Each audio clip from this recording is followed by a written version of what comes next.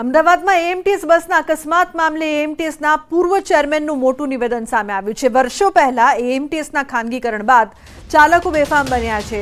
ઇન્ચાર્જનું પણ કોઈ સાંભળતું નથી। ભાજપના લાગતા વળગતા કોન્ટ્રાક્ટરોના હાથમાં એએમટીએસનો કંટ્રોલ હોવાનો પણ આક્ષેપ કર્યો।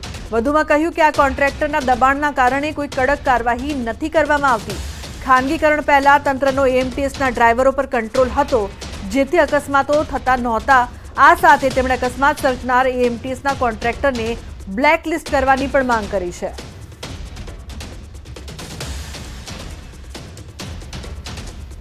તો મહત્વનું છે કે એએમટીએસના પૂર્વ ચેરમેનનું મોટું નિવેદન સામે આવ્યું છે અને આ નિવેદનમાં બેદરકારીનું જે મુખ્ય કારણ છે તે પણ તેમણે જણાવ્યું છે કે જે ડ્રાઈવરો છે તે ડ્રાઈવરો કંટ્રોલમાં એએમટીએસના ખાનગીકરણ બાદ ચાલકો બેફામ બન્યા છે। તો ભાજપના લાગતા વળગતા કોન્ટ્રાક્ટરોને હાથે કંટ્રોલ છે તેવું પણ તેમણે કહ્યું। કોન્ટ્રાક્ટરના દબાણથી કાર્યવાહી પણ નથી થતી।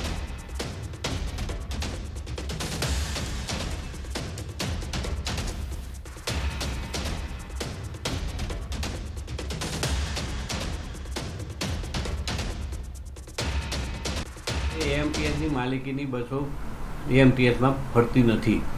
અત્યારે ટોટલી કોન્ટ્રાક્ટ બેઝ ઉપરની બસો ફરી રહી છે। ત્યારે હું એમ માનું છું કે કોન્ટ્રાક્ટની બસોને તો પહેલાં કોન્ટ્રાક્ટરની જે બસો ચાલી રહી છે એમાં એમના લાગતા વળગતા જવાબદારીપૂર્વક કહું છું કે ભારતીય જનતા પાર્ટીના લાગતા વળગતા કોન્ટ્રાક્ટરોને એક ઓબ્લાઇટ કરવા માટે થઈને જાણે એએમટીએસ ચલાવવામાં આવતી હોય એ રીતે ચાલી રહ્યું છે। બેફામ રીતે ડ્રાઈવર કંડક્ટરો વર્તી રહ્યા છે। પહેલાં તો એએમટીએસનો સ્ટાફ રહેતો હતો અને એએમટીએસના ડ્રાઈવર કંડક્ટર હોવાના હિસાબે એએમટીએસનો પૂરેપૂરો કંટ્રોલ ડ્રાઈવર કંડક્ટરો ઉપર રહેતો હતો અને આટલી બધી અકસ્માતોની હારમાળા સર્જાતી નહોતી। પણ આજે કોન્ટ્રાક્ટરો એટલા બધા બેફામ થઈ ગયા છે કે એની ઉપર ટ્રાન્સપોર્ટ મેનેજર પણ કોઈ એક્શન નથી લઈ શકતા। એવી હું માનું છું કે દબાણપૂર્વક પરિસ્થિતિ ચાલી રહી છે। તો લોકસભાની ચૂંટણી પરિણામો બાદ કોંગ્રેસમાં રાજીનામાનો દોર જોવા મળી રહ્યો છે। ડાંગ જિલ્લા કોંગ્રેસ પ્રમુખે આપ્યું છે રાજીનામું। મુકેશ પટેલે જિલ્લા કોંગ્રેસ પ્રમુખ પદેથી રાજીનામું આપ્યું છે। વલસાડ ડાંગ લોકસભા બેઠકમાં ડાંગમાં કોંગ્રેસનું પ્રદર્શન નિરાશાજનક રહ્યું હોવાનું કારણ આપ્યું છે। ડાંગ જિલ્લામાં કોંગ્રેસે માઇનસ રહેતા હારની જવાબદારી સ્વીકારી છે। તો પ્રદેશ કોંગ્રેસ પ્રમુખ શક્તિસિંહ ગોહિલને રાજીનામું મોકલ્યું છે।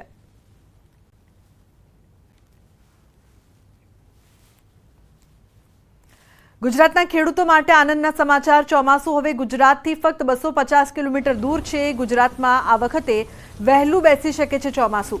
તો ગુજરાતમાં ચોમાસાના આગમનનું કાઉન્ટડાઉન, ચોમાસાના આગમનની તૈયારી, ચોમાસું હવે નજીક જોવા મળી રહ્યું છે।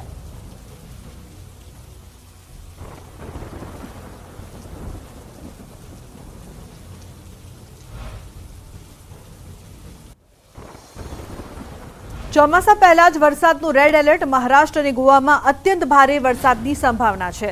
તો મહારાષ્ટ્ર, ગોવા તથા કર્ણાટકમાં રેડ એલર્ટ છે। જોરદાર પવન સાથે મેઘરાજાએ બોલાવી શકે છે બગડાટી। મધ્ય મહારાષ્ટ્ર, કર્ણાટકના દરિયાકાંઠામાં રેડ એલર્ટ છે। તો કોંકણ અને ગોવામાં પણ વરસાદનું રેડ એલર્ટ જોવા મળી રહ્યું છે।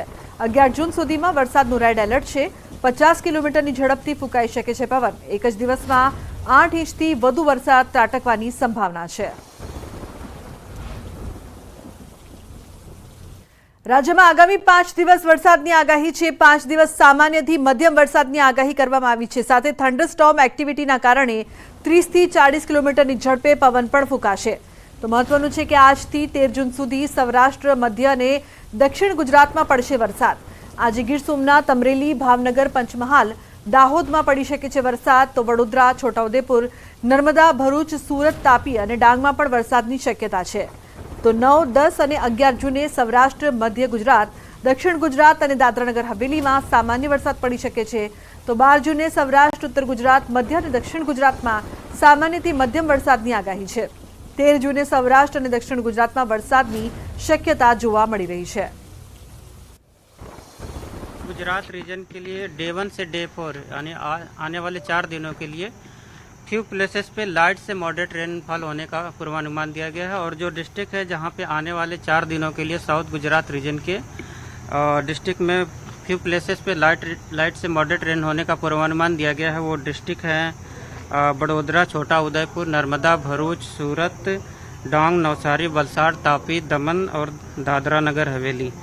और नॉर्थ गुजरात रीजन के जो डिस्ट्रिक्ट है जहां पे आने वाले 4 दिनों के लिए आइसोलेटेड प्लेसेस पे लाइट रेन होने का पूर्वानुमान दिया गया है, वो डिस्ट्रिक्ट है पंचमहल, दाहोद और महिसागर। डे 5 के लिए गुजरात और सौराष्ट्र रीजन के लिए आइसोलेटेड प्लेसेस पे लाइट रेन होने का पूर्वानुमान दिया गया है और जो डिस्ट्रिक्ट है जहां पे आइसोलेटेड रेन होने का पूर्वानुमान है वो डिस्ट्रिक्ट है साबरकांठा, अरावली, दाहोद, महिसागर, नर्मदा, सूरत, डांग, नौसारी, वलसाड़, तापी, दमन और दादरा नगर हवेली। और सौराष्ट्र रीजन की बात करेंगे तो सौराष्ट्र और कच्छ रीजन के लिए जो डिस्ट्रिक्ट है जहां पे आइसोलेटेड प्लेसेस पे लाइट रेन होने का पूर्वानुमान दिया गया है वो डिस्ट्रिक्ट है अमरेली, भावनगर, गिर सोमनाथ, बोटा, दीव।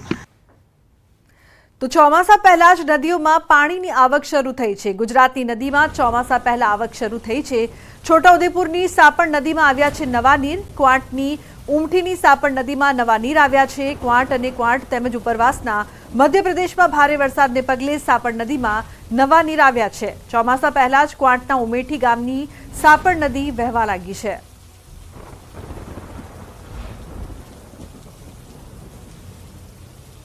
તો રાજ્યમાં પાણીની સમસ્યાને લઈને રાહતના સમાચાર સામે આવી રહ્યા છે। ગુજરાતની જીવાદોરી સમાન નર્મદા ડેમમાં વગર વરસાદે નવા નીર આવ્યા છે। મહારાષ્ટ્ર અને મધ્યપ્રદેશમાં વીજ ઉત્પાદન શરૂ થતાં નર્મદા ડેમમાં પાણીની આવક થઈ છે। તો નર્મદા ડેમની મહત્તમ સપાટી 123.98 મીટર પર પહોંચી છે। ડેમની મહત્તમ સપાટીએ જે દરવાજા બેસાડવામાં આવ્યા છે તે 121.92 મીટર છે, જ્યારે ડેમની મહત્તમ સપાટી 138.68 મીટર છે। હાલ નર્મદા ડેમમાં ઉપરવાસમાંથી 94,000 ક્યુસેક પાણીની આવક થઈ રહી છે, જેને લઈને ગુજરાત માટે મેઇન કેનાલમાં 20,000 ક્યુસેક પાણી આપવામાં આવી રહ્યું છે। ત્યારે ચોમાસામાં નર્મદા ડેમ તેની મહત્તમ સપાટી પર ઝડપથી પહોંચશે તેવા એંધાણ વર્તાઈ રહ્યા છે। જીવાદોરી સરદાર સરોવર નર્મદા ડેમ ખરેખર આજે ગુજરાત માટે એક સારા સમાચાર લઈને આવ્યું છે, કારણ કે જે ઉપરવાસમાં મધ્યપ્રદેશ અને મહારાષ્ટ્રમાં જે પાવર હાઉસ શરૂ થતાં 94,000 ક્યુસેક જેટલું પાણી આ જે નર્મદા ડેમમાં નવા નીર આવી રહ્યા છે, જેને લઈ નર્મદા ડેમની સપાટી ઉત્તરોત્તર વધી રહી છે।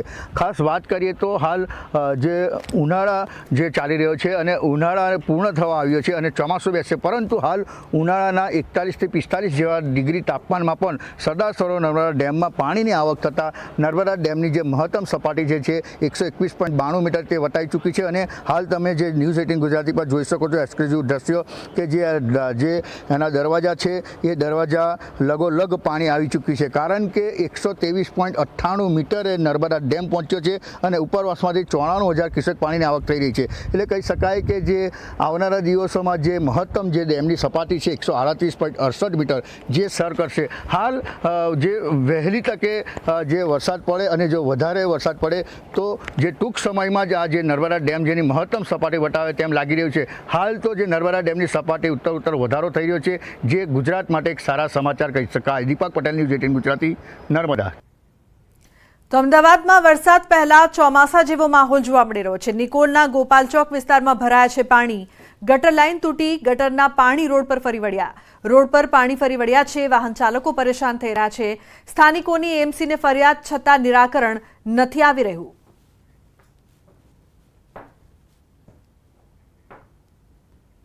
સમાચારનો પ્રવાહ યથાવત રહેશે। હાલ રોકાઈશું એક બ્રેક માટે। આપ જોતા રહો ન્યૂઝ 18 ગુજરાતી।